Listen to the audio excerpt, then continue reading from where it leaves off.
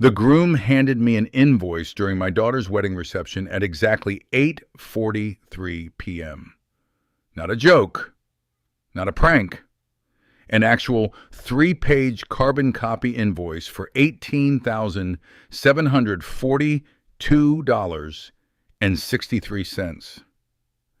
The band was playing Sweet Caroline. My daughter was 20 feet away, laughing beside the champagne tower.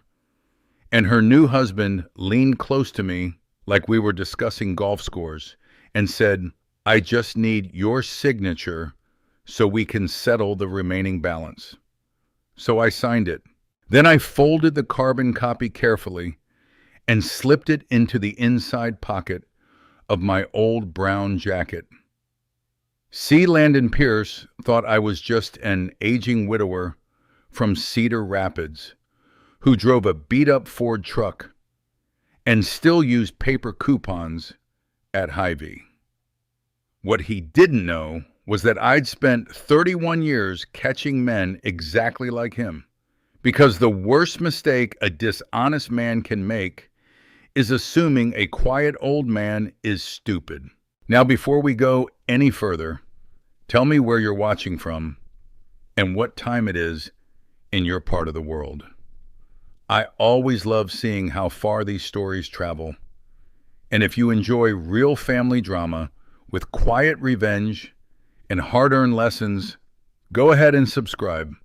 Trust me, stay with me here. This story only gets worse from there. My name is Magnus Russell, although most people in Cedar Rapids just call me Mac. If you've ever lived in Iowa long enough, you know nobody keeps their full first name after the age of 40 unless they're running for governor or selling luxury kitchens. I'm 68 years old, widower, bad knees when it rains. I own exactly 3 decent flannel shirts and 1 suit that still smells faintly like church basement coffee from my wife's funeral 11 years ago. And before you start picturing me as some lonely old guy feeding pigeons in a park somewhere, let me stop you right there. I've had a good life, not a flashy one, not the kind people post online with beach houses and matching Christmas pajamas, but a real one, a solid one. I spent 31 years working fraud investigations for Midwest Mutual Insurance. My entire job was looking at documents people hoped nobody would examine too carefully.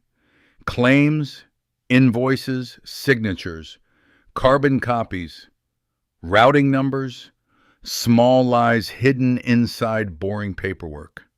You'd be amazed how arrogant, dishonest people become when they think nobody's paying attention. Or maybe you wouldn't. I retired at 62 with a coffee mug, a handshake, and lower back pain that still wakes me up around 4:30 every morning. These days I live in the same small ranch house on Maplewood Drive where my daughter Claire grew up. White siding, green shutters, a mailbox that leans slightly left because Harvey Boone backed into it with his riding mower in 2019 and swore the mailbox came out of nowhere. Harvey still denies it, by the way. That man could crash into a lighthouse and blame the ocean. Now Harvey Boone has been my best friend since 1978. Former mail carrier, twice divorced, proud owner of the ugliest collection of Hawaiian shirts in the continental United States. He's the kind of man who says things like, "You can judge a marriage by how people load a dishwasher." And honestly, he's usually right.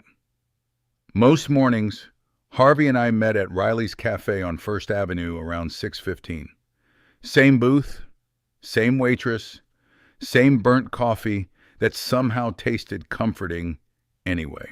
Riley still has those sticky laminated menus that smell faintly like syrup, no matter how many times they wipe them down.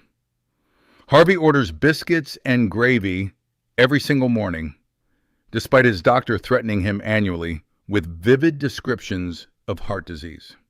I usually got scrambled eggs and weird toast. Wild man over here.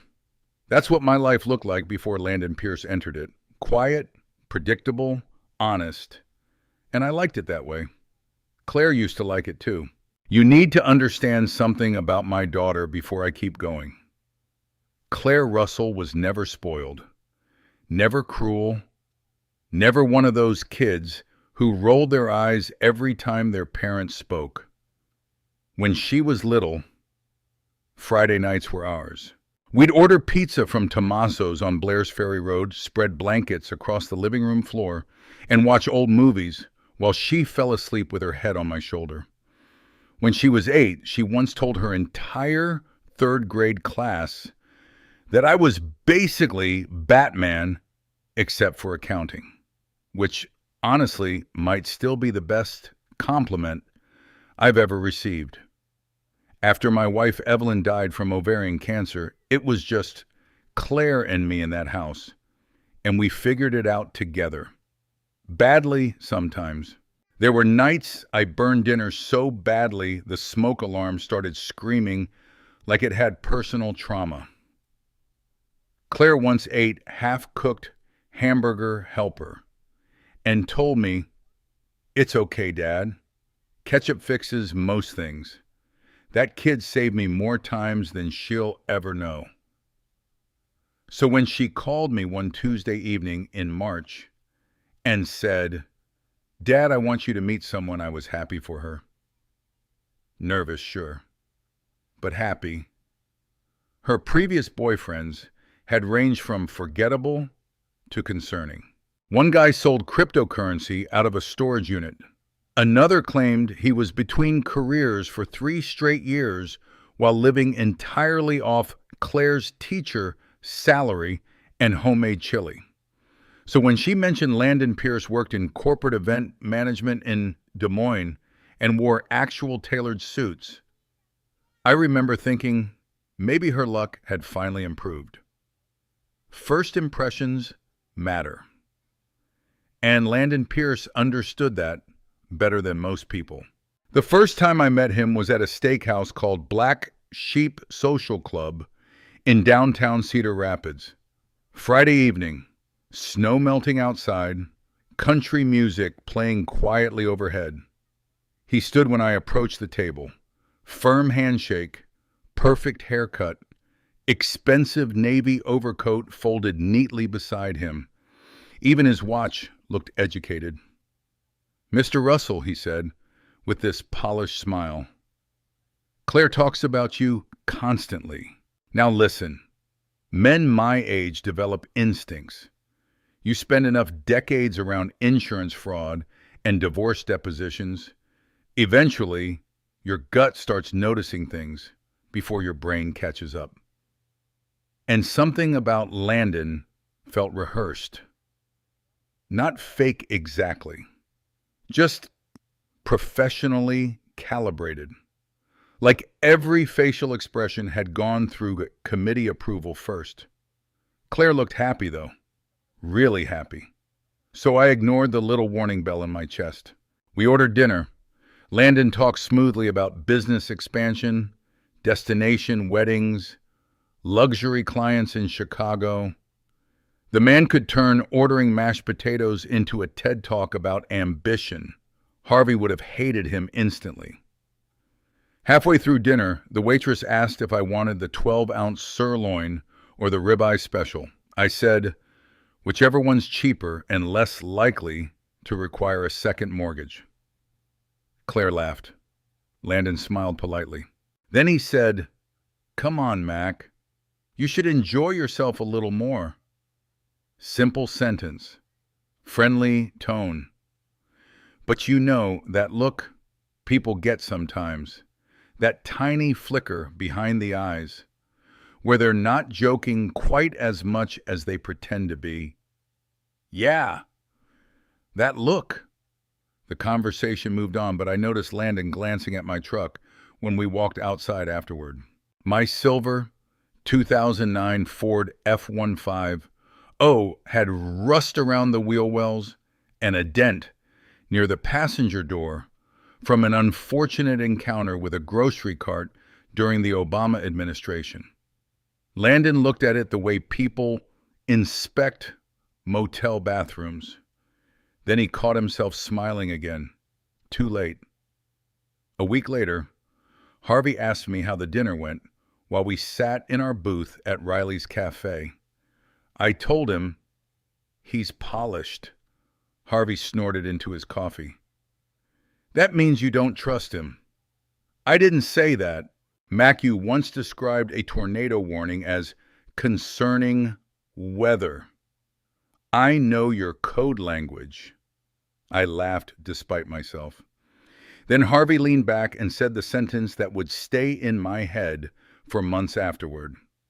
Men who work too hard at looking successful usually got something they're terrified you'll notice. At the time, I thought he was being cynical. Turns out Harvey Boone was seeing the first crack in the wall long before I did. And the first time Landon corrected how I ordered steak at dinner, Harvey nearly choked on his iced tea. Harvey Boone met Landon Pierce exactly 2 weeks after I did, and I swear to you, the man formed an opinion within 14 seconds. Maybe less. We were all having lunch together at Riley's Cafe on a windy Saturday afternoon in April. The kind of Iowa day where the sky can't decide if it wants sunshine, rain, or a biblical plague of flying lawn furniture. Claire had insisted it would be good for everyone to spend time together. Now, whenever somebody says that sentence before a family meal, prepare yourself emotionally. Harvey arrived wearing a bright orange Hawaiian shirt covered in flamingos and carrying the confidence of a man who had never once been embarrassed by himself in public. Landon stood to shake his hand. "Nice to finally meet you, sir," Landon said. Harvey looked him up and down once. Then he said, "You moisturize, don't you?" Claire nearly inhaled her iced tea. I laughed so hard, I snorted coffee through my nose. Landon smiled politely, but I noticed something tiny tighten near his jawline. That was the first thing about Landon Pierce you need to understand. He could tolerate jokes. He just couldn't tolerate not controlling the room. There's a difference. We ordered lunch. Harvey got his usual patty melt with onion rings. I ordered turkey club. Landon requested grilled salmon with dressing on the side, please. Harvey leaned toward me and whispered loud enough for everyone to hear, "That fish definitely owns a gym membership." Claire kicked him gently under the table. "Be nice," she said. "I am nice," Harvey replied. "If I wasn't nice, I'd ask him what cologne costs more than my truck payment." Landon laughed. But again, that tiny stiffness around the eyes. Pay attention to that next part, because it matters later. People who constantly manage their image eventually get exhausted, and exhausted people make mistakes. At first, Landon's little comments seemed harmless enough. That's how people like him operate. Never enough cruelty to sound openly rude. Just enough to slowly make you feel smaller. He'd glance at my truck and say, "You know, Mac dealerships are offering incredible trade-in deals right now." Or he'd look around my kitchen and casually mention quartz countertops. Once he told Claire right in front of me, "Your dad has such a charmingly simple lifestyle." Now listen, if someone ever describes your life as charmingly simple, there's about an 85% chance they think they're better than you. The remaining 15% are British. Still, I kept my mouth shut. Because Claire loved him, and because old men learn something younger men don't always understand. Yet not every battle deserves your energy. Sometimes patience tells you more than anger ever will. Landon started coming to Cedar Rapids every weekend that spring. Claire seemed lighter around him, happier. She laughed more, Talked about future vacations and furniture and building a life. That part mattered to me. I wanted her happy. Even if the man making her happy occasionally looked at my recliner like it carried contagious diseases. One Sunday afternoon, Claire invited me to tour a condo Landon was considering buying in Des Moines. "Just come see it," she said. "It's beautiful." Now, when your daughter says something is beautiful, you go. Even if parking downtown Des Moines makes you question every decision that led you there. The condo sat on the 7th floor of a renovated warehouse building near the river. Exposed brick walls, massive windows, stainless steel appliances so advanced they probably required software updates. I touched the refrigerator and accidentally turned on jazz music somehow. Landon laughed. "High-tech adjustment period," he said. I smiled along, but honestly, I still don't trust refrigerators with emotional intelligence. Claire showed me the balcony view while Landon poured sparkling water into glasses that looked too fragile for actual humans. Then came one of those moments that seems insignificant until months later when your brain replays it at 3 in the morning. Landon asked me what I thought of the place. I said, "It's nice, expensive though," and he answered, "Well, some investments are worth stretching for." Simple sentence again. Friendly tone again. But there it was, underneath the words. That judgment, like financial caution, was somehow a moral failure. You know that look wealthy salesmen sometimes get when they talk to older people? Like they're already calculating how outdated your opinions are. That look. Claire didn't notice it yet. Or maybe she didn't want to. A few weeks later, Landon invited me to a charity gala in Des Moines because his company was sponsoring the event. Now, I need you to picture me at this thing. 68 years old, navy blazer from Kohl's, reading glasses in my shirt pocket, standing in a ballroom full of people who look like they moisturized recreationally. I felt like somebody accidentally dropped a Home Depot customer into a perfume commercial. Harvey refused to let me go alone.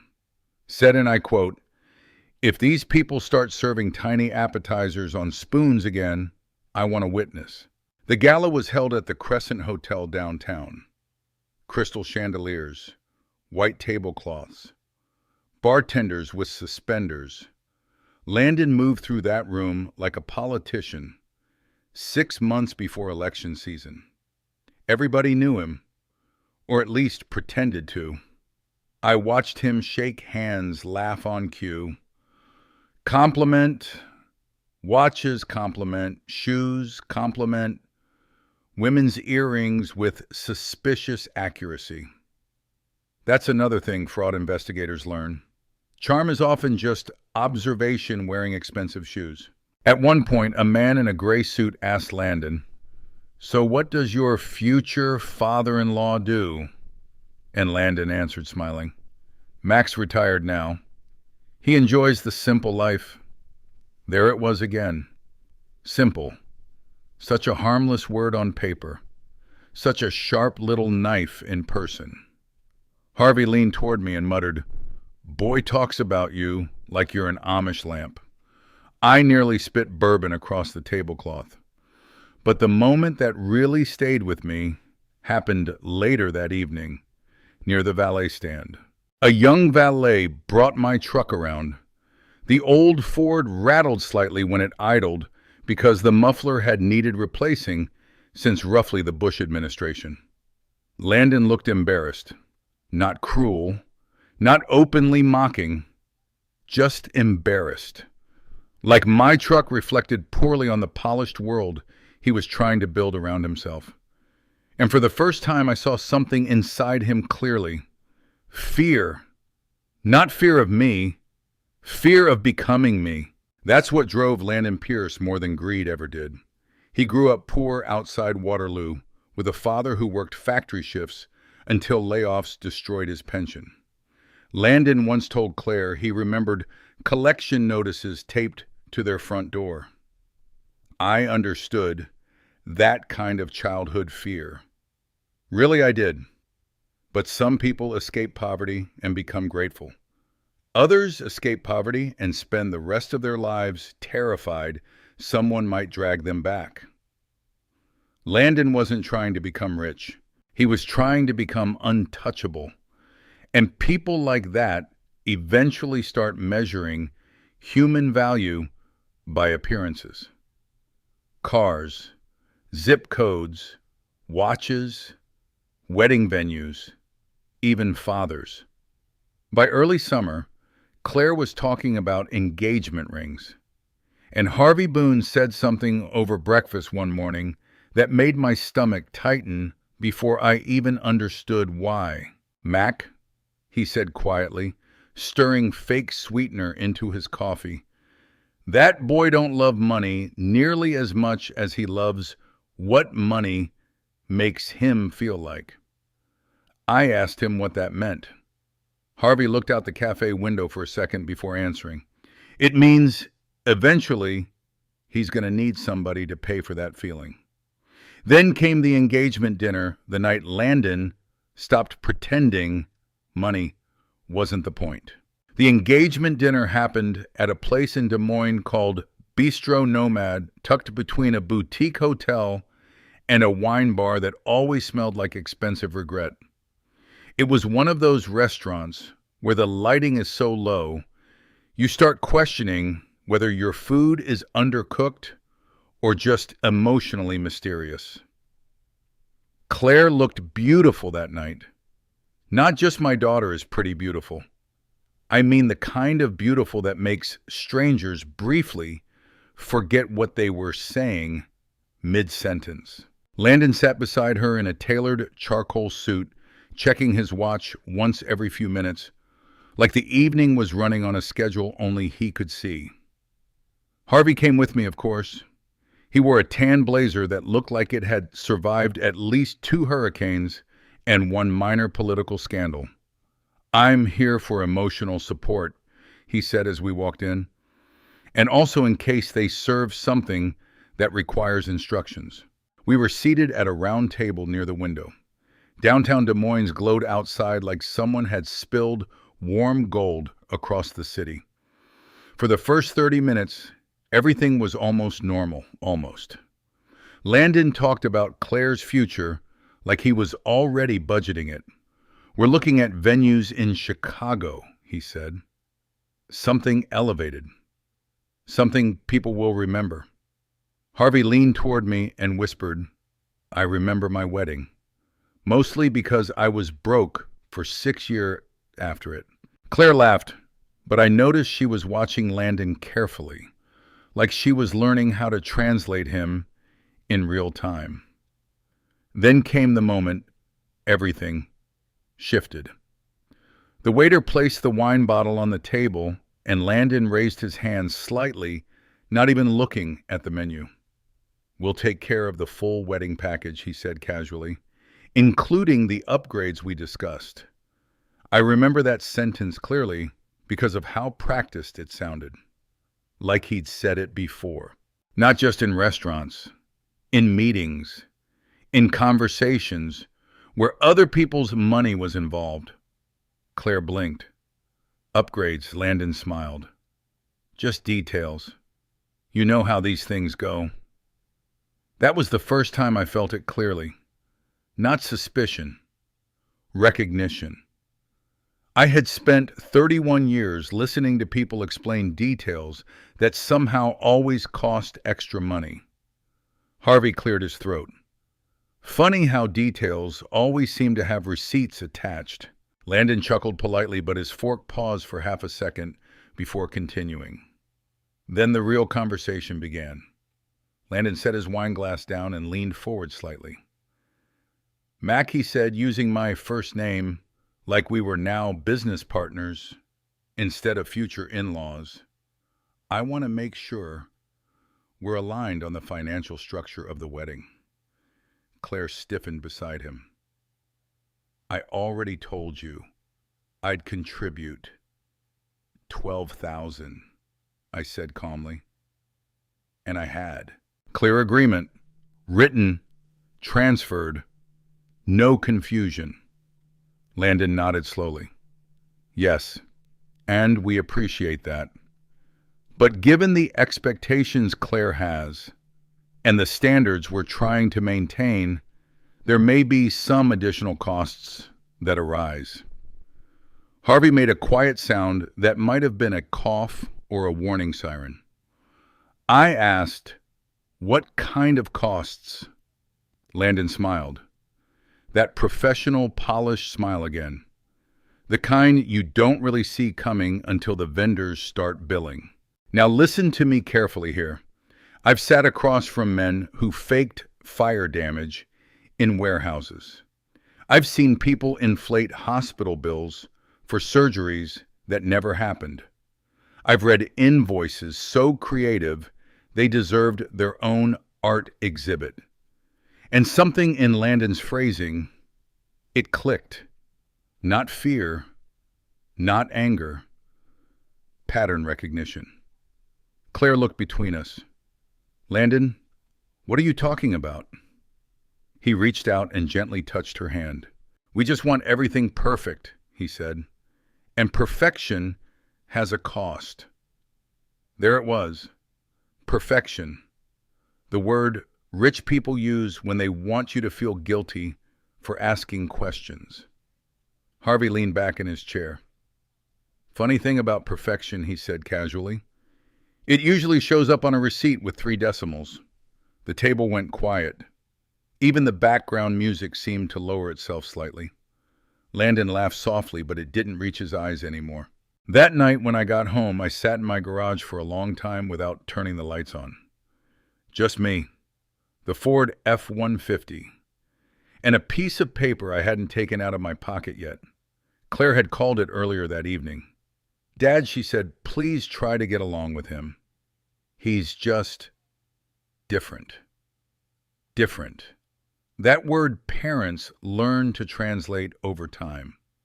Sometimes it means unique. Sometimes it means temporary. Sometimes it means expensive problems you haven't seen yet. At 11:17 p.m., Harvey texted me a picture of himself holding a half-eaten slice of pie. Caption, still alive. Dinner was suspiciously upscale.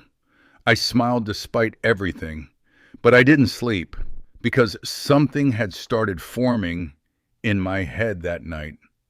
A pattern, a structure, a shape I recognized from years of reading documents people thought nobody would question. And by the end of that week, I started doing something I hadn't done in a long time. I started writing things down. Every number Landon mentioned, every vendor he referenced, every upgrade he casually slipped into conversation. I didn't tell Claire. Not yet. Because once you accuse someone like Landon without proof, you don't get answers. You get damage. And I wasn't ready for damage. But I was ready for something else. Understanding. And maybe, just maybe, quiet correction. Harvey noticed, of course. He always notices. One morning at Riley's Cafe, he watched me jot down a note on a napkin and said, "You're doing that thing again." What thing? The thing where you stop being a retired man and start being a problem for someone else. I didn't look up from my coffee. I'm just paying attention. Harvey nodded slowly. Yeah, that's what worries me. A week later, Claire sent a photo of wedding invitations. Cream paper, gold lettering, fancy enough to make my handwriting feel personally inadequate. Landon had added a line at the bottom, hosted, with appreciation for the Russell family's generous contribution. Generous. That word again. I stared at it longer than I should have. And that was when I understood something I hadn't fully accepted yet. This wasn't just a wedding anymore. It was a transaction Landon expected to control. And somewhere inside all of it, There would be a document, a signature, a mistake, something he believed I wouldn't notice. He just didn't realize yet. I had been waiting my entire career for people like him to become comfortable, because comfortable people make the best mistakes. And the engagement dinner had already started him down that road, slowly, confidently, exactly the way I needed. By the time summer rolled into Iowa, the wedding stopped looking like a wedding and started looking like a financial ecosystem. That's the only way I can describe it. Every conversation with Landon Pierce began to sound like a budget meeting disguised as romance. Claire called me one Sunday morning while I was fixing the mailbox Harvey had backed into for the second time, don't ask, and said, "Dad, can you talk? Landon is here, going over vendors again." There was something in her voice I didn't like. Not fear, exactly. More like fatigue. The kind that builds slowly when you keep trying to smile through things that don't feel right. I drove to Des Moines that afternoon. The venue they had chosen was called the Riverbend Grand Ballroom, right along the Cedar River. High ceilings, exposed brick and windows, so large you could see the water reflecting the sky like a moving mirror. It was beautiful. Too beautiful. Landon stood in the middle of the empty hall with a clipboard in one hand and a tablet in the other, like a general planning a campaign no one else fully understood. He looked up when I walked in. "Magnus," he said, smiling. "Perfect timing. We're just finalizing some enhancements." That word again. Enhancements. I once had a claims manager use that same word to describe a falsified repair estimate on a warehouse fire in Davenport. He ended up explaining it to a federal investigator in a room without windows. I nodded slowly. Enhancements to what exactly? Claire came over, quickly slipping her arm through mine, like she used to do when she was a kid, crossing busy streets, lighting floral arrangements, catering, she said, trying to sound upbeat. Just details. Landon tapped his tablet. Details define experience. Harvey, who had insisted on coming because he said he didn't trust men with tablets, and too much confidence, wandered toward a chair and sat down like he was inspecting enemy territory. Back in my day, Harvey said details defined whether you got soup or disappointment. Landon chuckled, but I saw it again, that slight tightening behind his eyes. He was patient, but only when he controlled the environment. And here in this space, he didn't fully control it yet, not with me present. Over the next hour, I watched something unfold that I've seen dozens of times in fraud cases. Inflation dressed as ambition. The floral package doubled for visual impact. The catering switched to premium seasonal selection. The bar package mysteriously upgraded itself to artisan bourbon experience. Every time Claire hesitated, Landon leaned in slightly and said the same thing in different forms. "Claire deserves this." That was his favorite weapon. Not logic, not facts. Guilt disguised as love. By the time we left the ballroom, Claire looked like someone trying to hold together a picture frame with shaking hands. In the parking lot, Harvey leaned into my truck window and said, "That boy's got the soul of a man who thinks every problem is solved with someone else's wallet."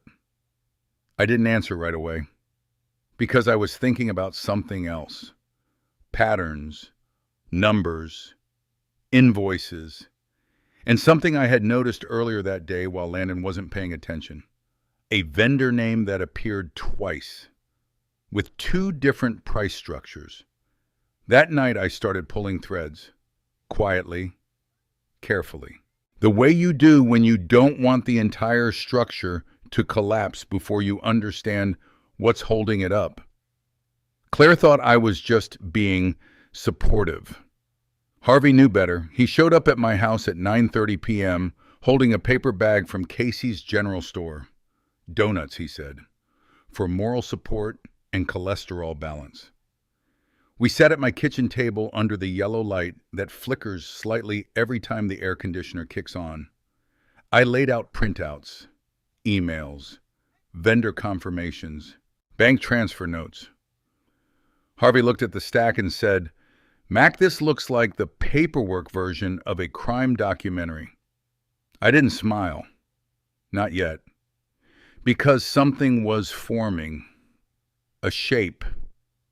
A structure. A gap. And gaps in financial paperwork are never accidents. They're routing payments through 3 different entities, I said quietly. Same vendors, different invoices, different markup structures. Harvey leaned forward. Meaning someone is building the same expense twice and hoping nobody compares versions. Harvey took a bite of donut. And does anybody compare versions? I looked at him. I do. That was the moment Harvey stopped joking. He wiped his hands slowly and said, "So what are you going to do?" I leaned back in my chair. And for the first time in a long time, I felt something I used to feel in my old office. Not anger, not even frustration, clarity. "I'm going to wait," I said. Harvey frowned. Wait for what? For him to put his signature on something he thinks is harmless. Harvey stared at me for a long moment. Then he nodded once. "Ah," he said quietly. "So it's one of those plans." "Yes. The kind where somebody eventually regrets being born. I prefer to think of it as paperwork consequences." He laughed then, finally, but softer this time, because he understood. By the end of that week, I had what I needed. Not everything, but enough. A signed vendor authorization document that tied Landon directly to inflated billing practices through Pierce Signature Events, LLC. And more importantly, a carbon copy trail. Clean, undeniable. The kind of thing you don't argue against. You survive it. I didn't tell Claire. Not yet. Because once you bring something like that into a wedding, you don't just expose fraud. You break something bigger. You break trust. And I needed Landon to break that himself. So I did something I hadn't done in a long time. I let him think he was winning. And I waited for the moment he would ask me for money again. Because men like Landon Pierce always come back to the table. They just never realize when the table has already been set for them. And 3 days later, my phone rang. Unknown number. But I already knew who it was before I answered. Landon's voice came through, smooth as ever. "Magnus," he said, "we should grab brunch. Talk through final wedding numbers." I looked at Harvey, who was sitting across from me, eating toast like it was a strategic operation. I covered the phone slightly. "He invited me to brunch," I said.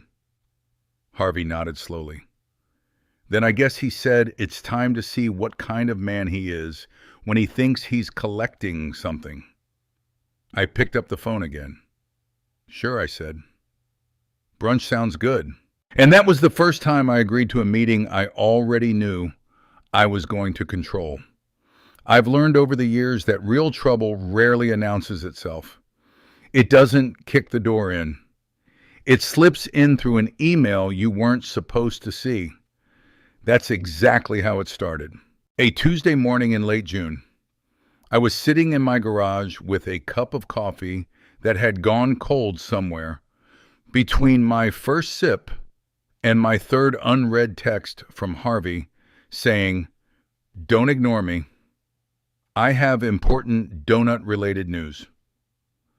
My laptop was open on an old folding table I used for fixing small engine parts, and occasionally, apparently dismantling people's financial illusions. That's when I saw it. An email thread forwarded by accident. Subject line: invoice confirmation, Riverbend. Grand ballroom package adjustment. It was meant for Landon, but it came to me. I didn't open it immediately. That's another habit you develop in my line of work. You don't rush good evidence. You respect it. Let it sit there for a second. Let it exist before you disturb it. Then I clicked, and there it was. Line items, vendor names, payment confirmations. Not just numbers, but structure, patterns. The same floral vendor listed twice under slightly different service categories. A catering upgrade marked as client requested with no signature attached. And most importantly, a payment trail that didn't originate from me. I leaned back slowly in my chair. "Harvey," I said out loud, even though he wasn't there. Then I called him anyway. He picked up on the second ring. "You better not be calling me to fix your mailbox again," he said. "I found something," I replied. Silence. That's how you know you have someone's full attention. I emailed him the screenshot. He called me back immediately. "Magnus," he said, unusually quiet, "either you're looking at fraud or somebody is running a wedding like a Ponzi scheme." "Feels like both," I said. That was the first time I felt it clearly. Not anger, not even disappointment, confirmation. The shape I'd been tracing for weeks finally had edges. By noon, I was sitting at Riley's Cafe with Harvey, 2 cups of coffee between us, and a stack of printed documents that made the laminated menu look like light reading. Harvey flipped through them slowly. "This is impressive," he said, in a deeply concerning way. I pointed at a vendor authorization form. "See this same floral company, 2 invoices, 2 price structures, 1 payment loop." Harvey squinted. "So he's charging twice." "Not exactly," I said. "He's charging once officially, and once through inflated adjustments routed through his LLC. Harvey leaned back. "So your future son-in-law is creatively billing your daughter's wedding. That's one way to say it. What's the other way?" I took a sip of coffee. "Fraud." Harvey whistled low. "That's a strong word. It's a precise one." We sat in silence for a moment. Outside, a school bus pulled up, and a group of kids ran toward the cafe window laughing, like the world still made simple sense. Inside, I kept looking at numbers that didn't belong together. Harvey tapped the papers. "What's the end game here?" I knew what he meant. Why not confront him? Why not stop it immediately? Because men like Landon Pierce don't stop when confronted. They adjust, they spin, they explain. And worse, they warn you by calling you confused. "No," I said quietly. "I need him to sign something." Harvey frowned. "Sign what?" I reached into my folder and pulled out a blank authorization template I had prepared years ago for a completely different case. Clean language, standard vendor verification clause. Nothing unusual on the surface, but inside it, a very specific accounting structure that would force every hidden payment channel to surface if later audited. Harvey looked at it and raised an eyebrow. "You made this yourself?" "I refined it," I said. He nodded slowly. "That's either genius or illegal. It's neither." I said, "It's documentation." That afternoon, I called Janet Holloway. She answered on the third ring. "Mac, She said, if this is another situation where you've accidentally discovered financial wrongdoing at a wedding, I'm starting to think you attract these things. I prefer to think I notice them, I replied. She laughed once. Fair. What do you need? I explained everything, quietly, carefully. When I finished, there was a pause on the line. Then she said, do you have a signed carbon copy of anything from him? Yet I looked at the folder on my table. Yes, I said. A longer pause. Then her voice sharpened slightly. Magnus, please tell me you're about to do what I think you're about to do. I'm about to have a conversation over brunch. She sighed. That's how every disaster in your life starts, isn't it? Food. Usually coffee, I corrected. She gave me a time and legal instructions. And one final warning. Don't let him know you're smarter than he is until it's too late. I smiled a little. That won't be a problem. By the next morning, Landon texted me the restaurant details. Granite City Food and Brewery, 11:30 a.m. Casual tone, business casual dress, like we were discussing weekend plans instead of structural financial deception. Claire called me that same morning. Dad, she said, just be nice today, okay? Landon's been stressed with wedding logistics. I stood in my garage looking at my truck. I'll be nice, I said, and I meant it, because nice and harmless are not the same thing. At 11:18 a.m., I walked into Granite City with a folder under my arm, and Harvey Boone 2 steps behind me muttering, if they serve overpriced eggs, I'm billing them emotionally. Landon was already seated, perfect posture, confident smile. Claire beside him, Elaine Pierce across the table, and an empty chair waiting for me like the last piece of a puzzle. He stood when I approached. Mac, he said warmly. Glad you could make it. I sat down, set the folder on the table, and for the first time since this started, I didn't feel like I was being invited into something. I felt like I was arriving on time. Granite City Food and Brewery has this way of making everything feel slightly too loud. The clinking glasses, the open kitchen noise, the forced cheerfulness of brunch crowds who all pretend they don't have complicated lives waiting for them outside. That morning, it felt like the restaurant was holding its breath. Or maybe that was just me noticing things more carefully than usual. Landon Pierce stood up when I arrived, like we were in a meeting he controlled. Mackie said, smiling, thanks for coming. Claire looked up at me quickly. There was something in her eyes I couldn't fully read yet. Not anger, not relief. Something in between. Elaine Pierce gave me a polite nod that somehow managed to feel like a temperature drop.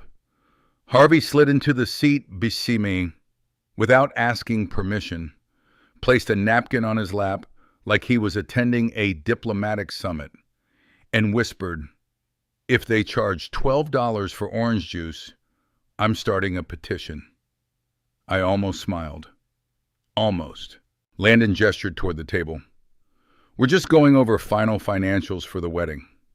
There it was again. Financials.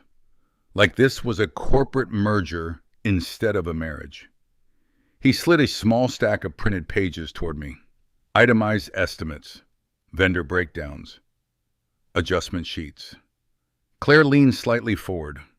Landon said there were some last-minute increases. I nodded slowly. I see that, I said. Landon continued smoothly. Nothing major. Just standard industry variances. Standard. Another word people use when they want you to stop asking questions. Harvey leaned toward me and muttered, "Everything he says sounds like a subscription you didn't agree to." I exhaled lightly through my nose. Then I opened my folder. That's when the room shifted. Not dramatically. No one noticed at first.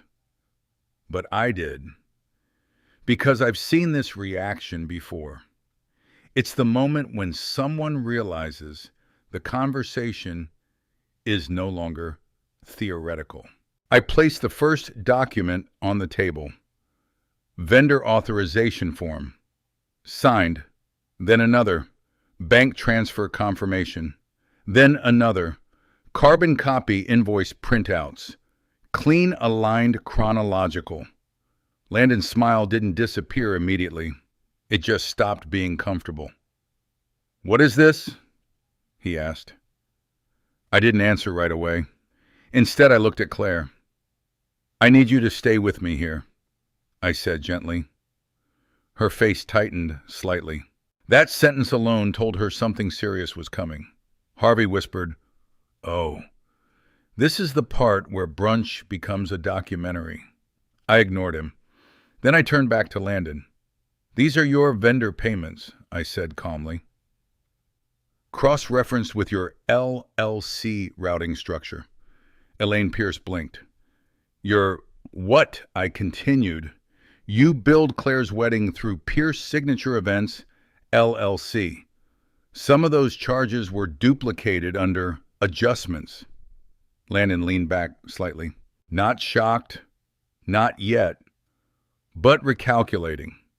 "That's not accurate," he said quickly. "Those are standard package upgrades requested by—" I raised a hand gently. And that's when I placed the carbon copy invoice on top of everything. The one from the reception. The one he handed me. The one I signed. The room went quiet in a way that felt physically noticeable. Claire stared at it slowly, like she didn't want to understand what she was seeing. "I kept the carbon copy," I said. Landon's jaw tightened. Harvey quietly said, "That's my boy." I opened my next folder. Bank confirmations, time-stamped vendor emails, matching invoice codes, everything aligned, everything clean, too clean for him to argue casually. Landon finally laughed once. A short, sharp sound. "This is ridiculous," he said. "You're accusing me of fraud at my own wedding brunch." "No," I corrected. "I'm documenting it." That word hit differently. Claire looked between us. "Dad, what are you saying?" I turned toward her. And this is the part I never practiced. Because no one prepares you for explaining truth to someone you love when the truth hurts someone else they love. I'm saying I said slowly that some of the charges you were told were upgrades were already paid through other channels. Elaine snapped. "That's a serious accusation." "It's a verifiable one," I replied. Landon leaned forward now, the polite mask starting to crack. "You don't understand how weddings work," he said. I almost laughed. That sentence, that assumption, that idea that experience only exists in one direction. "I understand how billing works," I said quietly. Silence again. Harvey broke it. "Kid," he said to Landon, "I've seen less paperwork in a tax audit at a county fair." Claire looked like she was trying to hold the table together with sheer willpower. "Landon," she said softly, "is any of this true?" That was the moment. Not the documents, not the carbon copy. That question, because Landon had two choices. Stay controlled or let ego speak. He chose ego. "You're seriously listening to this?" he said, gesturing toward me. This is a misunderstanding from someone who doesn't even understand modern event pricing. I nodded slowly. That was the mistake. Not the fraud, not the invoices, the tone. Because he said it like I was irrelevant. Not wrong, irrelevant. And Claire heard it. Her eyes shifted slightly. Something inside her recalibrating. I leaned forward just a bit. Landon, I said quietly, do you want me to walk through the routing numbers?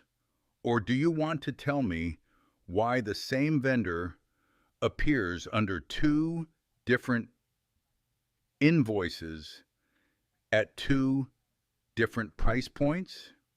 He hesitated. Just long enough. That hesitation told me everything. Elaine interrupted sharply. This is humiliating. Harvey muttered. Yeah, for him. Landon's voice rose slightly. This is insane. I've been planning this wedding for months. For profit, I said. The table froze again.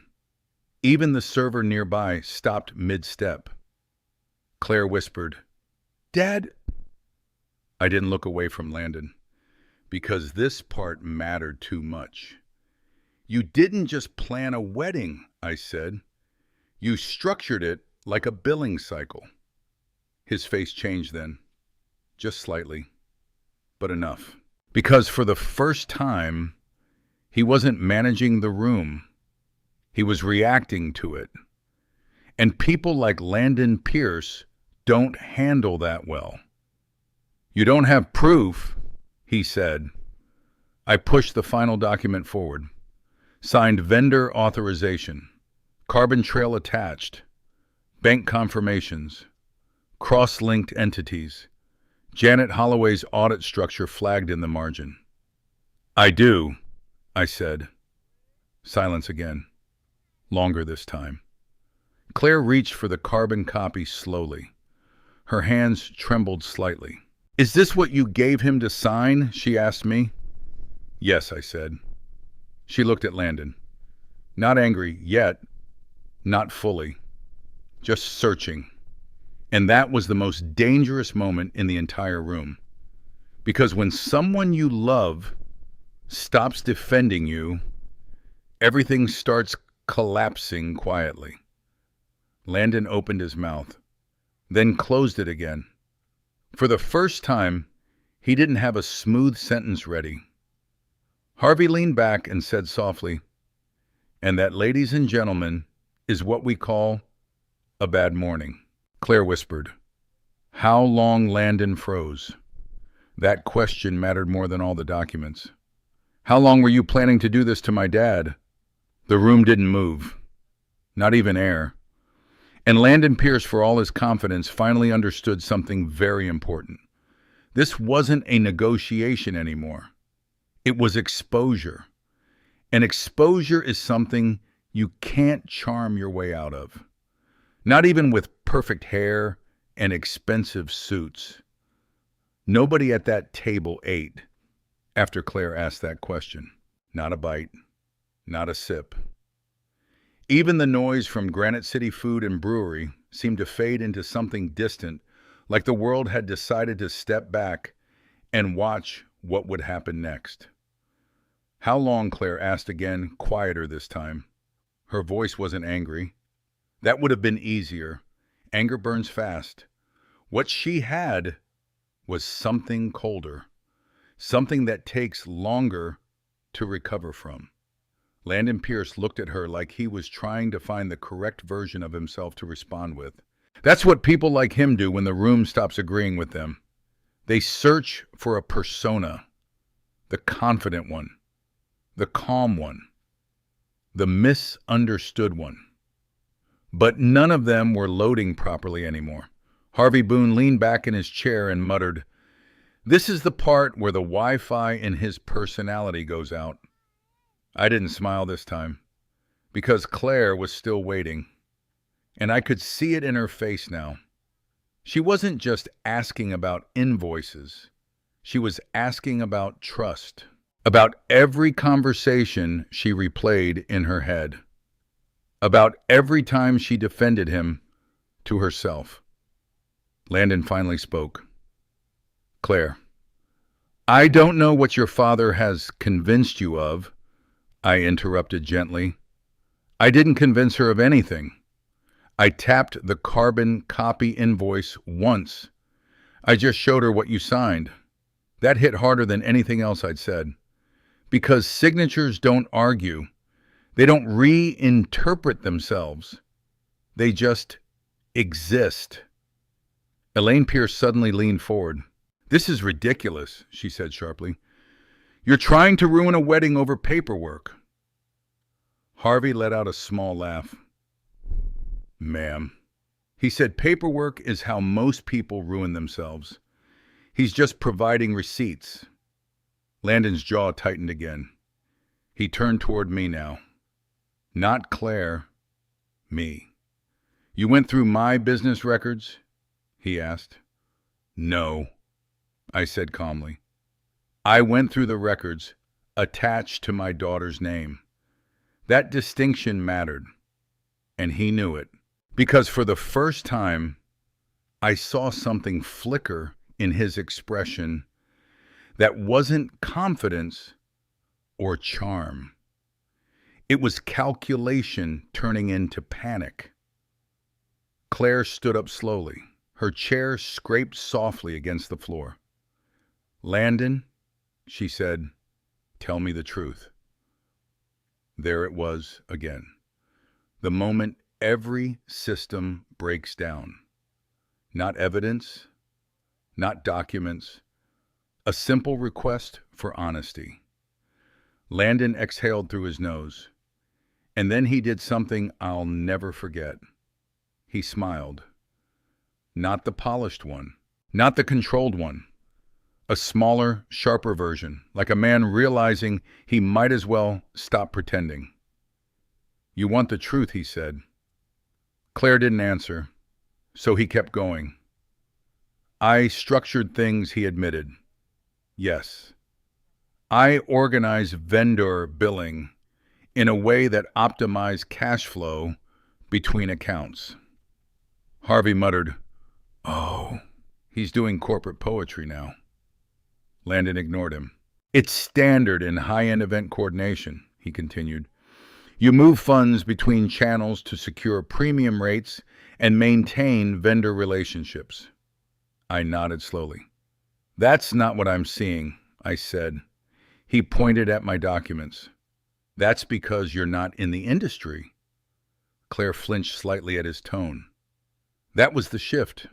Subtle, but irreversible. Because now it wasn't just about money. It was about respect, or lack of it. I leaned forward again. Landon, I said quietly, did Claire authorize these charges? He hesitated. Just long enough. And that was all I needed. Claire saw it too. Her voice dropped. You didn't tell me. Landon turned back to her quickly. Claire, I was handling logistics, so you wouldn't have to worry. No, she said, shaking her head slightly. That's not what I asked. Silence again.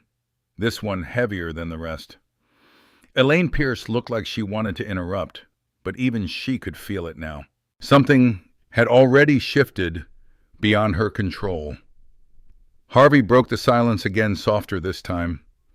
You know, he said, I once saw a guy try to explain away 3 different gas station receipts during a divorce. This feels like that, but with better lighting. No one laughed. Not even me. Claire slowly sat back down. Her hands were clenched under the table now. I want to see everything she said. Landon's voice sharpened slightly.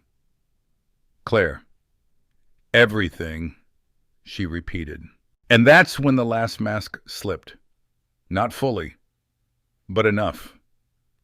Landon leaned back in his chair and let out a slow breath. Then he said something that changed the entire room. I was trying to give you a wedding you could be proud of. That sentence, that justification, that attempt to reframe control as love. I've heard it before. In claims reports, in depositions, in apologies that come too late. Claire stared at him. You mean a wedding that cost more than you told us? She asked. Landon's silence answered before he did. I watched her face carefully. Because this was the point where people either collapse or wake up. Claire looked down at the carbon copy invoice again. Her voice was barely above a whisper. Dad, why did you keep this? I took a breath. And for the first time that day, I softened my tone completely. Because I didn't trust what I was seeing, I said. And I trusted what I've seen my entire life more. She looked at me, not fully understanding yet, but not rejecting me either. That mattered. Landon tried one more time. This is being blown out of proportion, he said. We can resolve this privately. Harvey cut him off immediately. Oh, I love that part, he said. That's where guys suddenly discover privacy after public math stops working for them. A few people nearby had started watching openly now.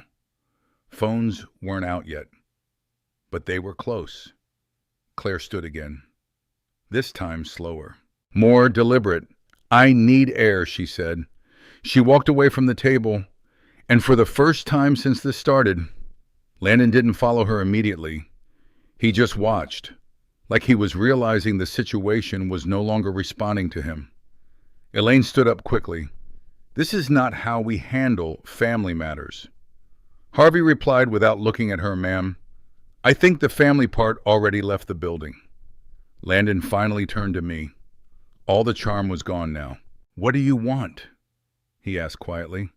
That was the first honest question he had asked all morning. I looked at him for a long moment, and then I answered simply, I already got it. He frowned. I tapped the carbon copy invoice one last time. Your signature. That was it. No shouting, no victory speech. Just a fact. And for the first time, Landon Pierce understood exactly what room he was sitting in. Not a brunch, not a negotiation. An audit that had already been completed.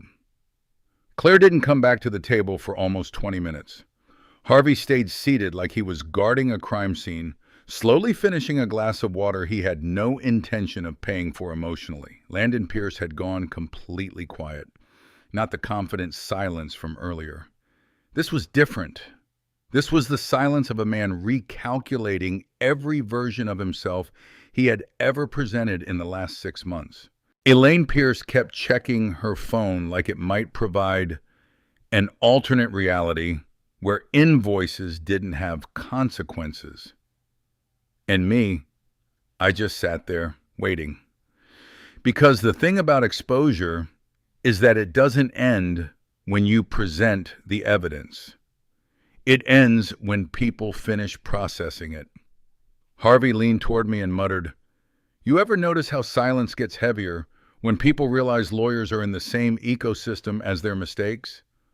I didn't respond, because Claire was walking back, slowly, not rushed, not emotional, just different.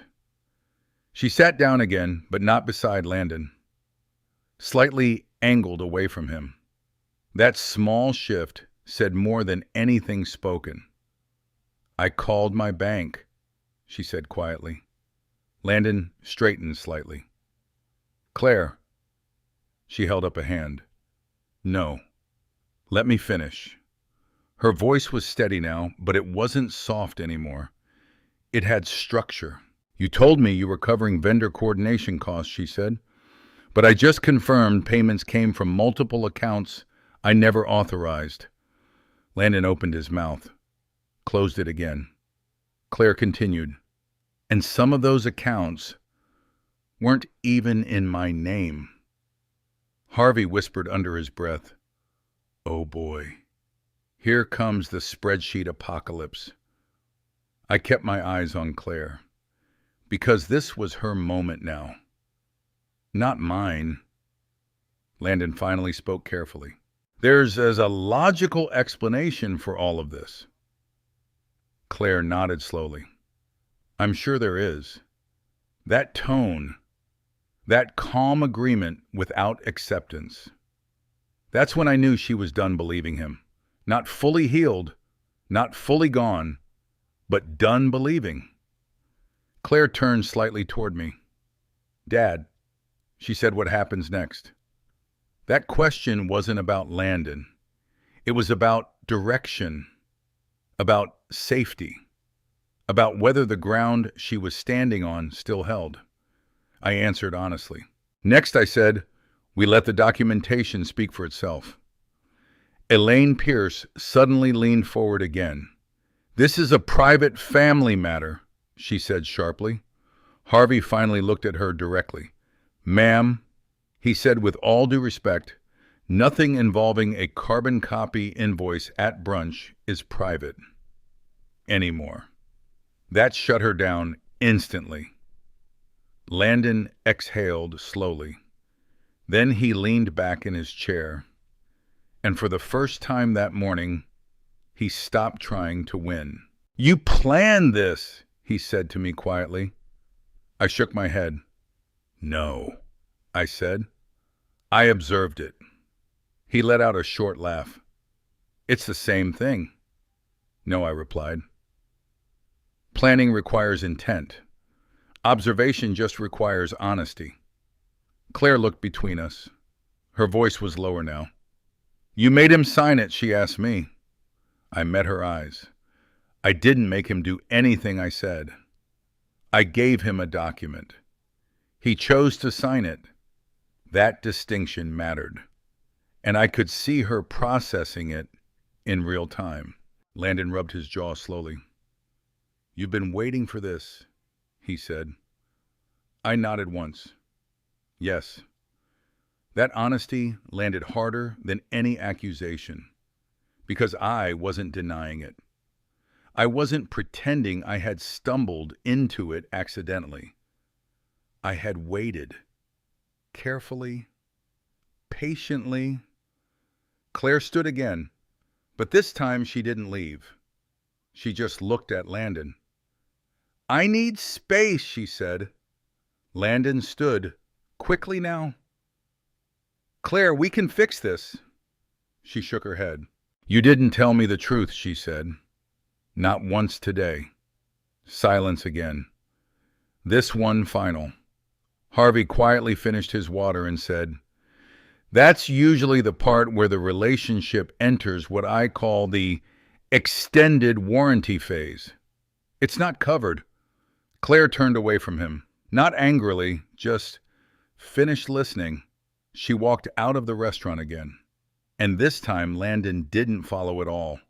He just sat there. Still. Elaine stood up abruptly.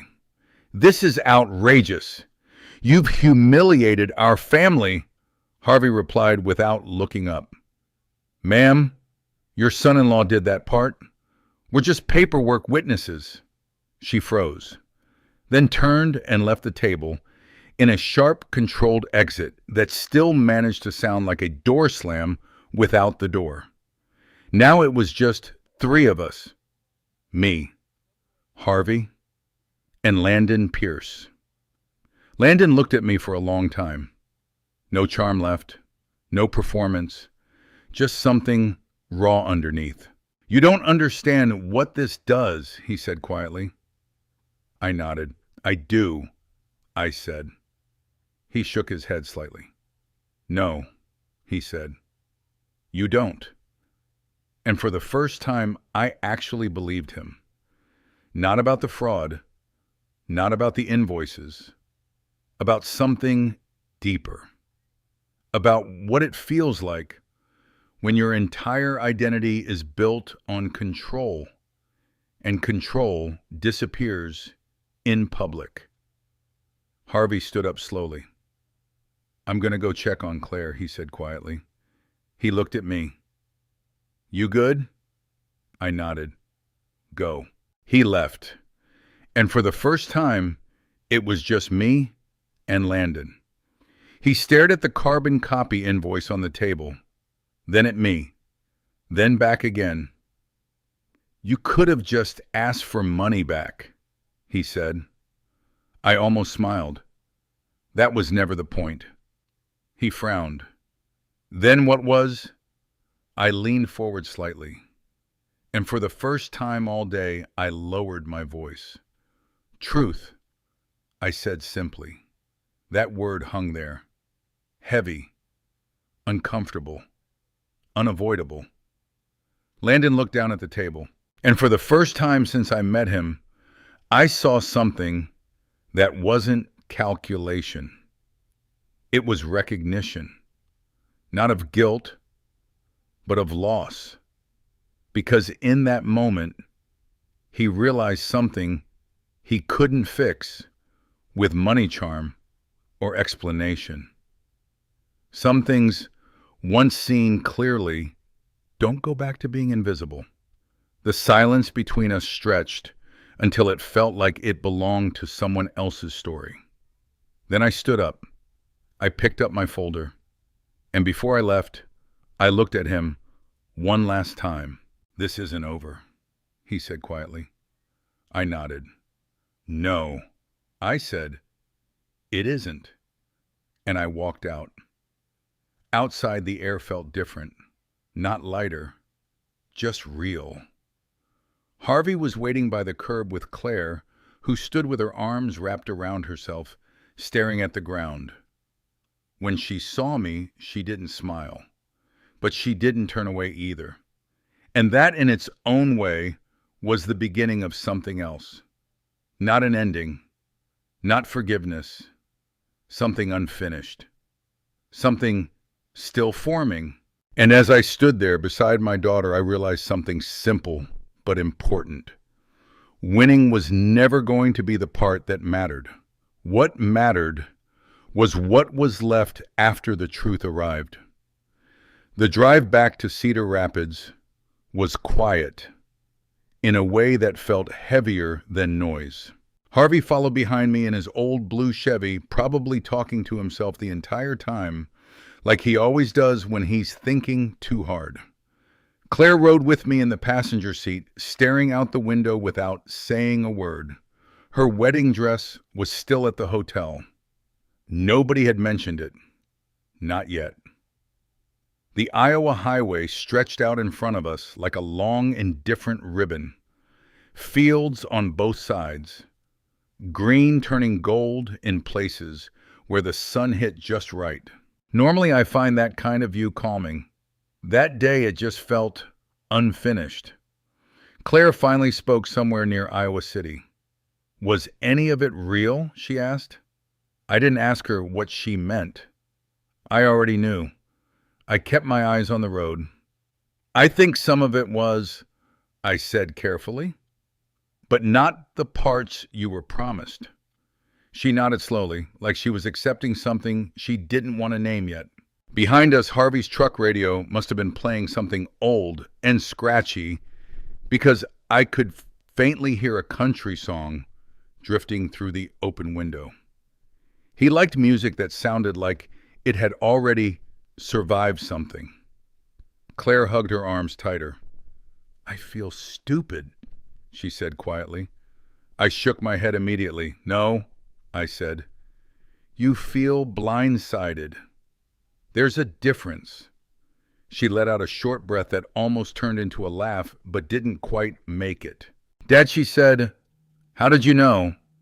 That question sat between us for a while because the honest answer wasn't simple. I didn't know everything I said finally. I just knew when something didn't line up. She turned toward me slightly. That's not normal, you know. I nodded. I worked in insurance fraud for 31 years, I said. Normal stopped being useful a long time ago. That earned the faintest smile from her. Not much, but enough. We pulled into Cedar Rapids just before sunset. The house on Maplewood Drive looked smaller than I remembered.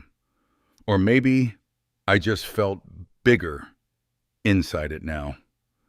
Harvey parked behind me and got out slowly, stretching his back. "All right," he said. "I'm officially too old for emotional highways." Claire didn't move right away. She sat in the passenger seat, looking at the house like it might change if she stared long enough. Then she finally said, "I don't know what I'm supposed to do next." That was the real question of the day. Not about Landon, not about invoices, about direction. I turned the engine off. First, I said, "You breathe." Harvey nodded from behind us. Solid advice. I also recommend snacks. Snacks fix about 40% of human collapse. Claire let out a small sound that might have been a laugh.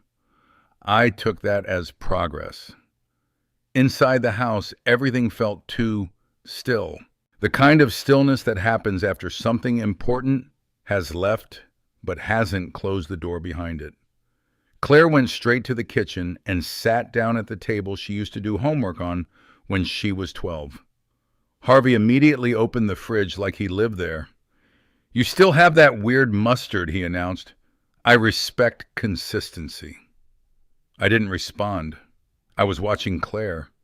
She was staring at her hands. "I don't understand him," she said finally. "You don't need to," I replied. That made her look up. "What does that mean?" I leaned against the counter. "It means understanding someone doesn't always help you deal with them," I said. "Sometimes clarity is enough." Harvey nodded from the fridge. "Preach." A long silence followed. Then Claire said something I didn't expect.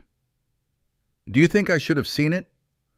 That question always hits harder than anger because it turns pain inward. I walked over and sat across from her. "No," I said, "because you were looking at the person, not the pattern." She frowned slightly. "What's the difference?" I thought about that for a moment. "The person is what they show you," I said. "The pattern is what they repeat when they think nobody's counting." Harvey closed the fridge. "And Landon?" he asked. I exhaled slowly. "He repeats numbers," I said. "That's what he does." Claire nodded slowly. Then she whispered, "Is it over?" That question again. "The one nobody ever answers cleanly." I looked at her for a long moment. "No," I said honestly. "It's not over. But it's not yours anymore either." She blinked. "What does that mean?" "It means," I said carefully, "that what happens next is legal, not emotional." Harvey raised a finger. "Translation boring paperwork. Apocalypse." Claire leaned back slightly. And for the first time since the brunch, her shoulders dropped just a little. Like something inside her had stopped bracing for impact. 2 days later, Janet Holloway called me. Her tone was different than usual. Not surprised, not impressed, focused. "You were right," she said simply. I didn't respond immediately because I knew what that meant. "We traced the vendor routing structure," she continued. "Multiple inflated invoices, same shell company pattern. He's been doing this across at least 3 events." Harvey, who was sitting at my table eating cereal out of a coffee mug, stopped mid-bite. Claire wasn't in the room, but she would hear about it later. Janet continued, "We're moving it into civil investigation territory." I nodded slowly.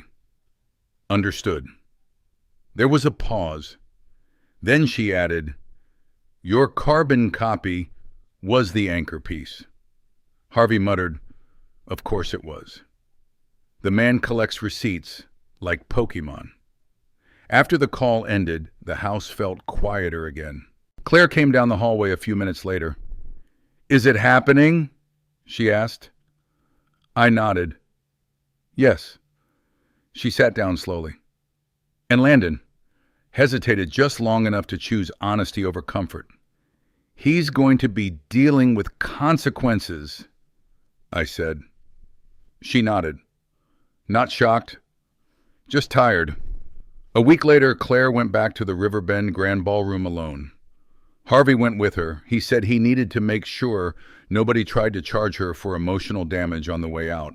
I stayed home. Not because I didn't want to go, because some things belong to the person they happen to. When she came back that evening, she didn't say much. She just placed something on the kitchen table. Her engagement ring. Not dramatic, not angry, just final in a quiet way. I need time, she said. I nodded. That's okay. Harvey didn't joke this time. He just patted her shoulder and said, That's the smartest sentence anybody said all week. Later that night, Claire sat at the kitchen table again. Same place, different person, but still here. That mattered more than anything else. I poured 3 cups of coffee. One for me, one for Harvey, one for her. Harvey raised his cup and said, To surviving expensive mistakes. Claire let out a small breath, and this time she actually smiled. It wasn't fixed. It wasn't perfect, but it was real. And as I sat there listening to the quiet hum of a house that had seen too much and was still standing, I realized something I didn't expect to feel. Not victory, not satisfaction, just something softer. Continuation. Because some endings don't end clean. They just teach you how to keep going. The weeks after everything fell apart didn't feel dramatic. That's the strange part people don't talk about. There's no thunder, no final speech, no cinematic silence where everyone suddenly understands everything. Just mornings, coffee, phone calls you don't want to answer, and a house that feels a little too quiet in places where laughter used to live. Claire stayed in Cedar Rapids. She didn't go back to Des Moines right away, and she didn't make any big declarations about her future either. She just existed in a quieter version of her life, like someone slowly stepping out of water and realizing they were colder than they thought. Harvey called it emotional recalibration. Claire called it being tired all the time. I called it recovery. Landon Pierce, from what Janet Holloway told me, stopped being a name that showed up in wedding conversations and started being a name that showed up in legal folders, civil review, vendor audits, contract discrepancies. Nothing criminal in the dramatic sense people imagine from movies. No handcuffs, no sirens, just consequences that arrive slowly and politely, but don't leave. One afternoon, about 3 weeks after the brunch, Claire and I went back to Riley's Cafe on First Avenue. Same booth, same sticky menu, same burnt coffee that somehow still tasted like familiarity. Harvey was already there, of course. He looked up as we walked in and said, If anyone brings up weddings, I'm charging emotional admission fees today. Claire actually laughed. Not forced, not polite. Real laughter. It was small, but it landed differently than it had in weeks. She sat across from me, stirring her coffee without drinking it at first. I saw the ring in a drawer yesterday, she said quietly. I nodded, and I didn't feel anything she admitted. Not anger, not sadness, just distance. Harvey leaned back. That's usually step two, he said. Step one is chaos. Step two is numb. Step three is you start judging people's coffee choices again. Claire smiled faintly. I miss being able to trust people, she said after a moment. I looked at her carefully. That doesn't go away, I said. It just gets rebuilt differently. She frowned slightly. Different how I thought about it. You stop trusting appearances first, I said. Then you learn to trust consistency instead. Harvey nodded. Translation. He said you stop trusting fancy shoes and start trusting who shows up when it rains. Claire looked down at her cup. That feels exhausting, she said. It is, I replied honestly. But I added, it's also safer. There was a pause. The kind of pause that doesn't ask for answers, just space. Then Claire said something I didn't expect. Dad, do you regret it? I knew what she meant. The brunch, the documents, the carbon copy invoice that started everything. I took a slow sip of coffee before answering. No, I said. She watched me carefully. Not even a little. I shook my head. I regret that you had to see it happen, I said, but not that it was stopped. Harvey raised his cup slightly. That's the most accountant answer I've ever heard in my life, he said. Claire smiled faintly again, but softer this time, like she was learning how to hold it without forcing it. Outside Cedar Rapids looked the same as it always did. Quiet streets, slow traffic, people who wave even when they don't know you well enough to wave. But inside that cafe, something had shifted. Not fixed, not healed. Shifted. Later that evening, Claire helped me fix the porch light at the house. It had been flickering for weeks. Harvey showed up uninvited as usual, holding a screwdriver and saying I sensed mechanical distress. We stood there for a while working in silence. That comfortable kind of silence that only happens when people have already said the worst things they needed to say. Claire finally broke it.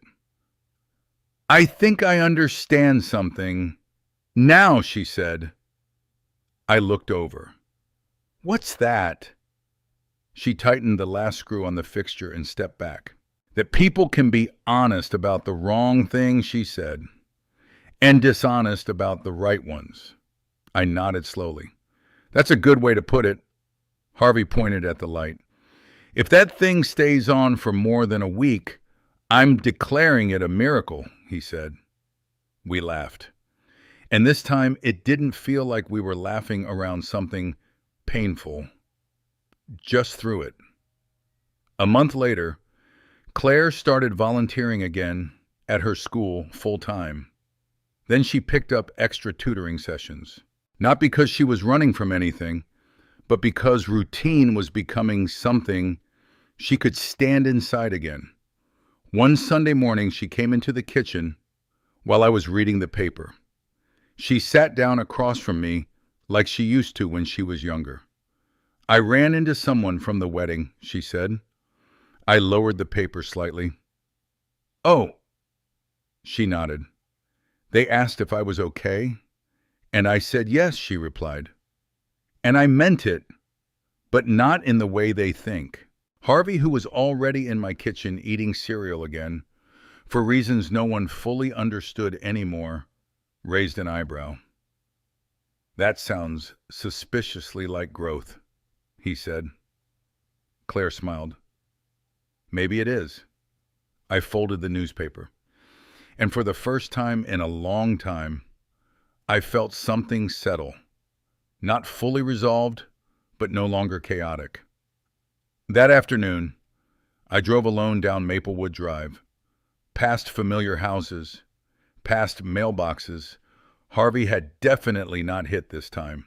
And I thought about Landon Pierce, not with anger, not with satisfaction, just clarity. He wasn't a villain, not really. He was something more common than that. Someone who confused control with love, an image with value, and in doing so built something that couldn't hold weight. That's the thing about people like him. They don't fall because someone pushes them.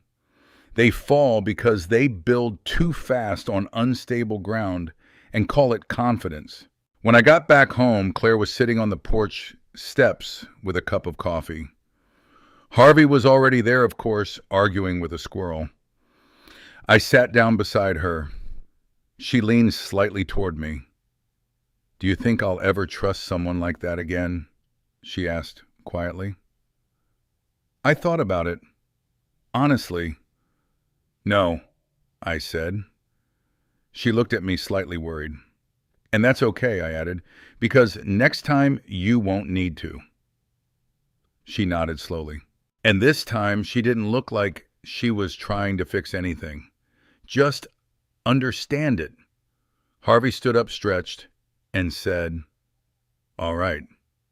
I'm declaring this emotional arc officially less terrible than expected." Claire laughed. And I did too. Not because everything was perfect, but because it wasn't broken in the same way anymore. And sometimes that's all life gives you. Not closure, not victory, just the ability to sit in the same place without everything hurting the same way it used to. The real lesson in this story isn't about invoices, weddings, or even betrayal. It's about how quietly truth reveals itself when you stop rushing to defend appearances. Magnus didn't win because he was louder, smarter, or more powerful. He won because he was patient enough to let the facts speak, when emotions had already done all the shouting they needed to do. And sometimes in life, that's the hardest thing to do. Stay calm when someone is trying to rewrite your reality in front of you. We often trust confidence, polish, and certainty. People like Landon Pierce understand that. They build their image carefully, hoping no one will look too closely at the structure underneath. But life has a way of exposing patterns. Not all at once, but piece by piece until what was hidden becomes undeniable. And when that moment arrives, no amount of charm can protect what wasn't built on honesty. But the deeper truth is even more painful. Exposure doesn't just break illusions, it also breaks relationships. Magnus didn't walk away feeling victorious. He walked away understanding that protecting his daughter meant she had to face a version of love that wasn't what she believed it was. And that kind of protection always comes with a cost. If there's something to take from this, it's this: don't ignore what repeats itself. Don't confuse comfort with truth. And don't underestimate the quiet people. They are often the ones who see everything. If this story meant something to you, join our community by hitting that like button and subscribing for more real, raw, and family-centered stories. Drop a comment below and tell us, have you ever been in a situation like this? We read every single one. And as always, thank you for being a part of this, being a part of